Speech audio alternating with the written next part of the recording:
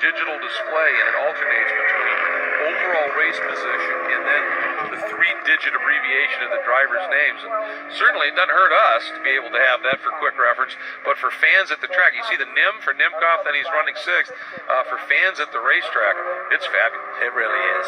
It's a great fan aid, as you say. We lean on it now and again when there's been a shake-up in the order halfway around a lap, but certainly for the fans on the side of the track, they can really take advantage of that information. Hodgson, Nimkoff, Evans continuing their battle. This is now, again, the scrap for 3rd. There goes Schwartz in the lead. Rick is really starting to get the hammer down. It's going to be a battle for that runner-up position here. Intensify here over the next few laps. And again, you've got to show real patience, don't you? Which is sort of, anathema for a race car driver. When you've got a car that early on is not as fast, as something's not quite right, like Rick clearly had, the tendency, you want to just push anyway because you don't want to lose ground, and that's when you can root those tires up. And you just have to have the discipline to say, just wait till it comes. Not always easy. It isn't, but he's a great young man, doesn't have the budget of some, this is not a high budget category by any means, but he doesn't have the budget of some of his other competitors. Had to skip a couple of rounds last year, but certainly gives it 1,000,000%. There's a lot of talent in that car. Yeah. Certainly got some pace as well. It would be great for him to be able to find the support to do a full season and see just what he could do, because, in a category this close, you miss one event and those points and you're out of it. And he would certainly always, I think, be a contender. It'd be nice to see. And we said that about Vesko Kozarov for a lot of years, and finally last year they were able to put it together and won the title. So that's the kind of story that can happen. Really pushing hard there through turn 10, plunging down the hill again. They're closing in on the leaders. Curious to see if Schwartz has any time in the bag that he can find here to finish off this race. Here's Federal. We've been talking about him doing a very nice job. Give him a little shout out here. He's running a lonely 3rd right now in the Tech Sport Racing Bossman Nissan. Again, that is, I believe that's the chassis that Strymer ran last year, so it's well sorted, and he's giving it a pretty good ride. They won the team championship last year, didn't they? They did.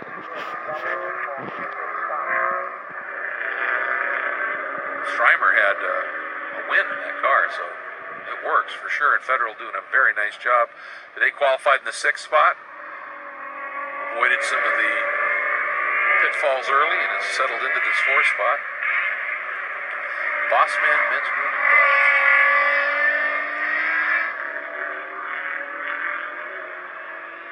supporting that program. And then that battle behind them, Nimkoff, Hodgson. Still close. Nimkoff, once he got around, he was able to get a little over a second clear of Hodgson, but Hodgson has Evans and Atwater right there. Top 4 in the field right now have run laps in the 2:27 range. Fastest lap right now is by Jeff Ricker at a 2:27.1, which is set on the last lap, so he's getting quicker and quicker. Fuel load burns off a little bit, which can be somewhat of a factor in terms of how quick you could go. A lighter car obviously should theoretically be quicker, but certainly Grahovic's having a nice run here. Gap at the stripe was exactly 2 seconds. Still 3 to 4 tenths quicker than our leader, but time is running down. There is Nimkoff there, first car, that green trimmed BMW, running in the 5th spot, and then the machines behind it, Hodgson, that yellow bit on the A-pillars there, right behind him, Evans, then Atwater, still covered, relatively close, and then a little bit of a gap back to Uretsky in the orange. Really BMW. It's a good battle. It is. Peasy there, just coming through the turn 1 area. Everyone seems to be finding a rhythm. I think the cars are now more underneath them. Racetrack's a little bit drier, wider line everywhere to use. Confidence is coming back, similar to what they saw in practice here yesterday. Able to eat up more of those curbs. unsettling the car and losing grip. Oh, That was tight. nice save. Wow, Atwater had that thing just, he looked like Schwartz doing a drifting run there and saved it. And didn't lose much either. He was carrying big Uh-oh. speed and then a little bit of damage there to the right front. He was carrying big speed, Yeah. but then was going for a gap, and the two didn't match up. Oh boy. Yeah, that's what we were talking about. You get that lunge down to the inside. That was Wexler. And John Allen, he got so far to the inside, I don't know that Allen even saw him. It's a shame. It's been a pretty clean race up to Yeah, this point. it has Obviously, a couple of spins, one on the formation lap, and Terry had his moment as well, but first real contact that we've seen of the day. Looks like the tire is still up, but it looks like there may be some suspension damage. And bodywork certainly bent down onto the tire. So Wexler's day in the DRS, that's Dynamic Racing Systems. BMW, oh look at this. Yeah, that margin is definitely coming down. Grahovic now within 2 seconds of Johan with 9 minutes to go, and Ricka right there. Interesting little story. We talked all last year about the University of West Virginia support in that car. Well, there's an alumni that owns A&L BMW in Pittsburgh, and they become a partner on the car because of that program. So that's a pretty cool deal just to see everything flow through as we see the 06 of Wexler in pits. Just trying to determine if it's safe to get him back out there again. The bump, maybe the inner fender is down on the tire or something. So, take any chances. Right. Do 75% of the laps of the leader to get classified for points, so that may be a factor in trying to get him over 80% into this race right now, so they should be okay on that. Watching here is Uretsky now has found a little speed and is closed in on the back of Evans in the blue and white BMW. That orange and white. That's Bimmerworld versus Murillo. Heard that a few times. There's a variety of different series. Always put on the range. Uretsky looks like he's hooked up. His car's working really well. Able to hug the line a little bit more than Evans in front of him. There's Nimkov hanging on to the fifth spot, and then a few cars back, that bright yellow machine of Atwater, and then Evans and Uretsky is the battle for 8th. Uretsky really trying to set up turn 11 and really focus on a good clean exit, which will determine your terminal speed down at the end here. Probably picking up a little bit of a draft from Evans right in front of him as well. Here's Nimkov, then Hodgson, here's Atwater. Uretsky, not quite close enough. No, just that. It's just kind of a feel, right? Yeah. Just, you can see he thought about it, could sense it was going to be too much of a risk to try and dive down the inside, and you know that the competitor in front of you is going to take it super deep there to take away any temptation. I think Evans had in his mind he might try something. You can see Evans fainting over to that left just a little bit. All right, I'm going to narrow the gap up a little bit if you want to try it here. Uretsky's definitely got his attention there. He's missed his apex there a little bit as well, missed his mark, so maybe looking at his rearview mirror as much as he's looking forward right now. In the 19. He's really quick through there. Yeah, he is.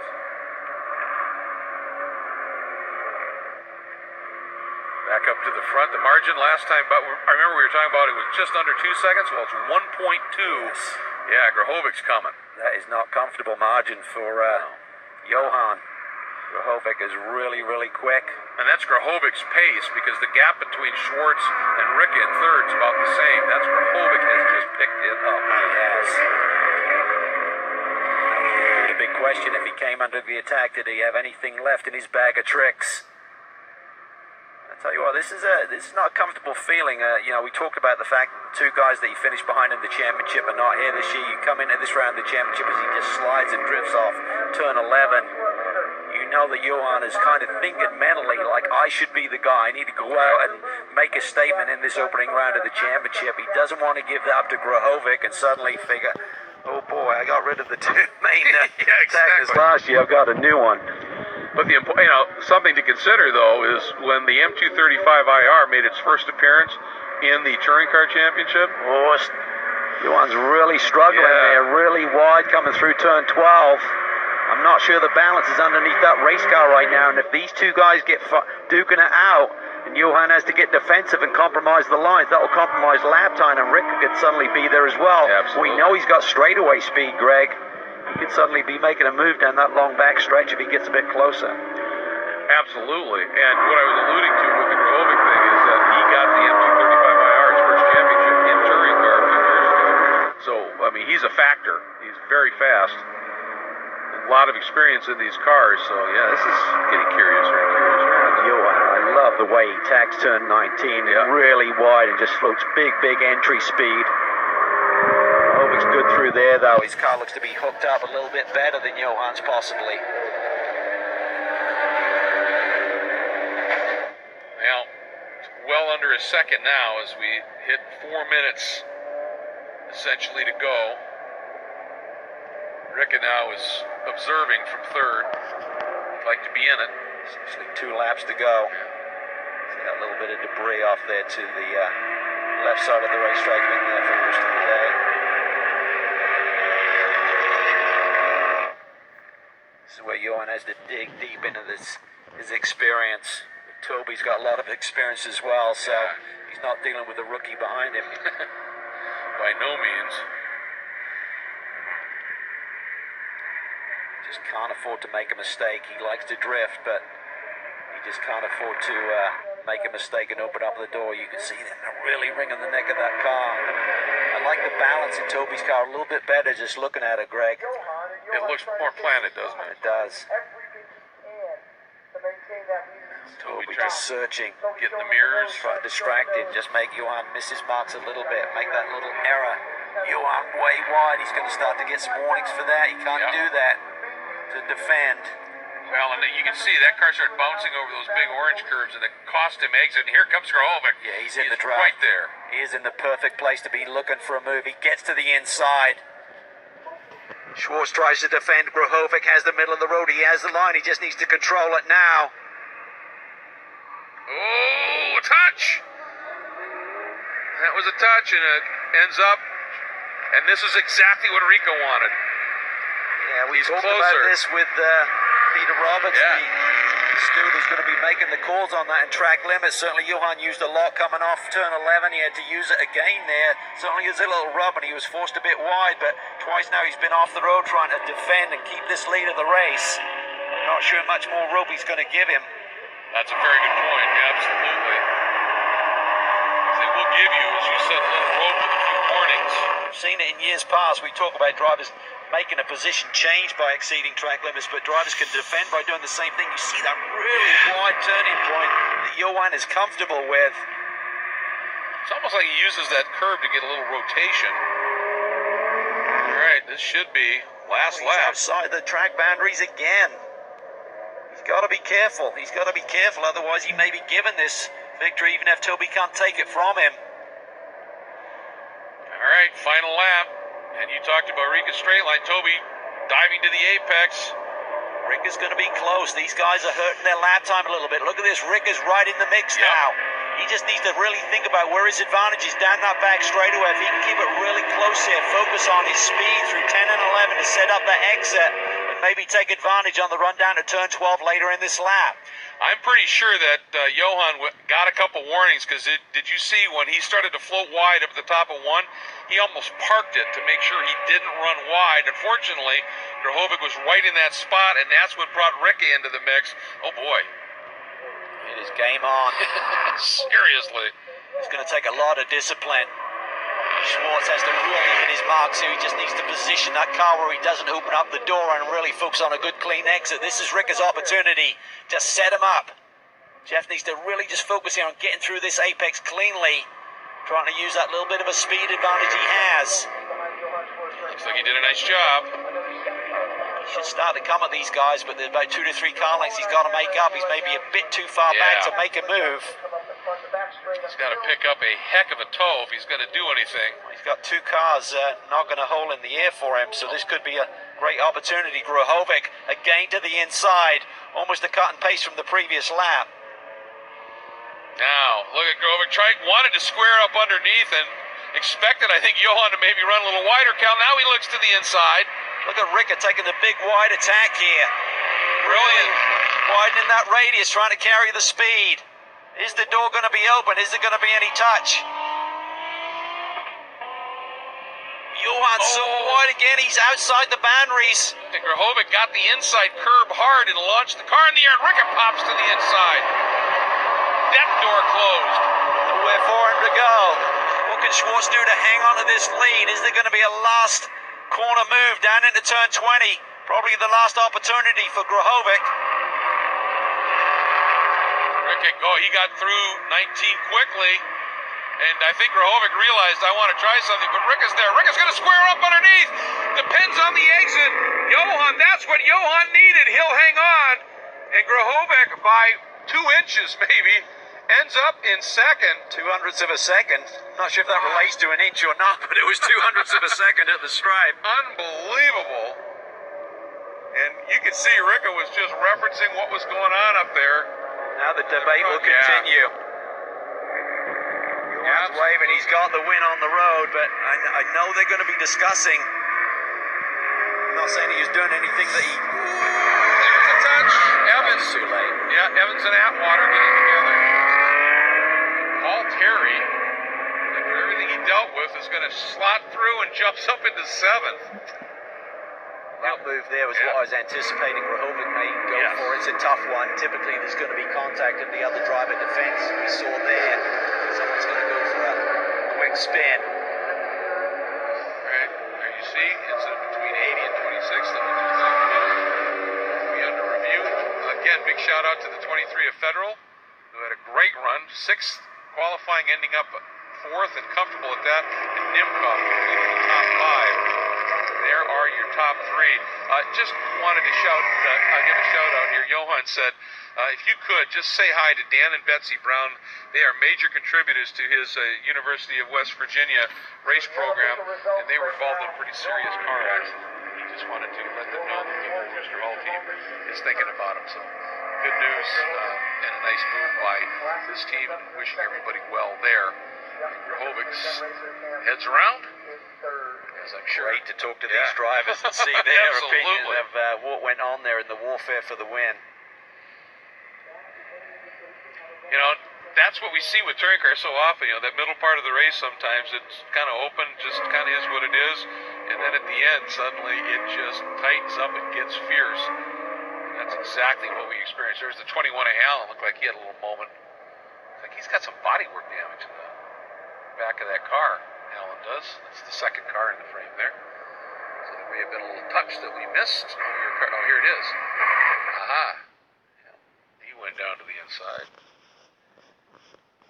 As I said, we saw the leaders coming in there. It was going to be the last opportunity for the pass for the win. Grujovic thought better of it, kept it clean. But I think he may be fighting for this victory from a different way. In terms of, he's not going to be happy with Johan defending and, running out of bounds a little bit, but tough conditions, and when you're defending.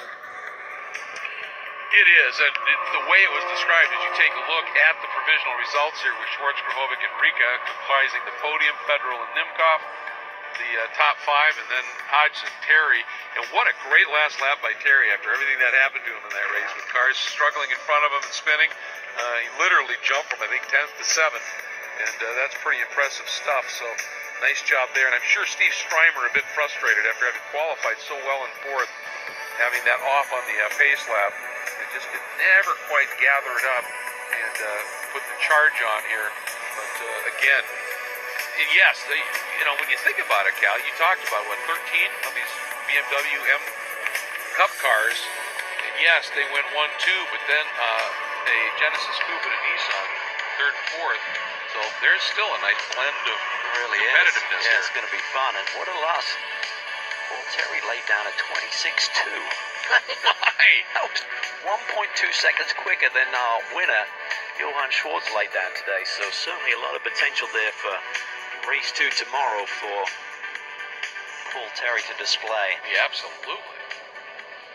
Absolutely. And in the touring car divisions, that fast lap, they don't have a separate second, qualifying session, so that might be pole for Terry. Great point. And that'll make him feel good, which means give a look at what the best lap for Strymer was at a 2:28. So he'll be back up in that top 5-6 area right there. There's the Touring Car America's manager, Jim Jordan, congratulating Johann Schwartz. He's a great character, and Johan loves his racing. Has a lot of passion. He does indeed, and of course he's standing by with Ryan Marine down in pit lane. Johann Schwartz, the win.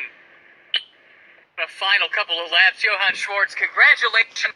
Take us through those last few laps from where you were sitting. Well, from where I'm sitting, Toby got a little closer every lap, and we had a little problem with our fuel pumps, so they wouldn't quite transfer all the fuel, so we had to pump it all, put full fuel load, and I think that was a little too hard on the tires.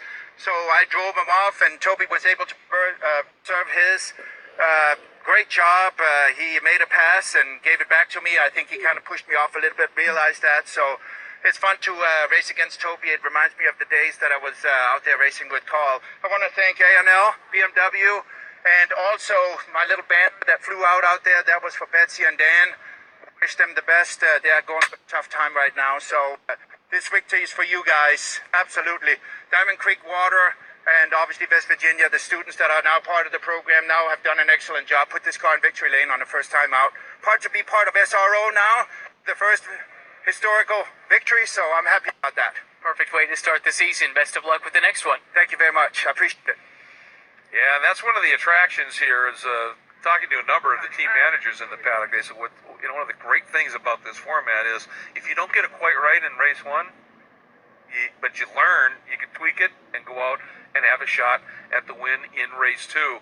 And when you win like this, there he's over there having a nice chat with Toby, and I'm sure Toby's going, and you can see the language of racing. I like that, the bench racing that they're doing right there. But yeah, fascinatingly fun race. It was great. Yeah, it certainly had its kind of a moment in the middle of the race where things just settled down. Looked like Johan was under control, but you never know. And he certainly talked about the fact he'd run the tires off a little bit by having that full fuel load on board.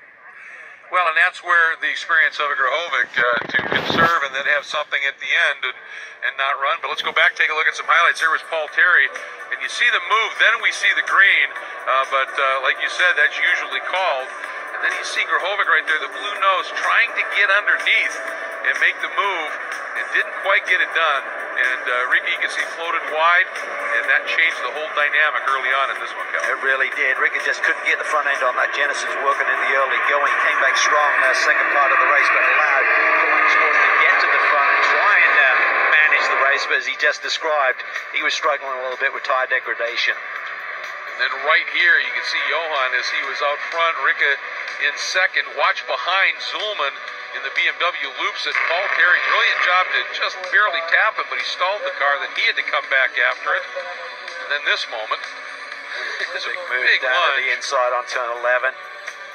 Gets the job done. That was good racing there. And John Allen. And then late, this is that moment that he was alluding to, that little tap. A little rub there, and Johan just opens up his hands and gets back on with the program. Final corner of the race. I thought there might have been some argy-bargy here, but they keep it clean. Through this final turn, and you can see Rika squared up underneath and got the run, but wasn't quite enough by, as you said, 21/1,000ths of a second. As you watch it here, he ended up finishing in the third spot. Great race, and of course we'll be able to see another touring car race tomorrow here from Circuit of the Americas. Lunch break on the track right now. Lots more coming from this great venue.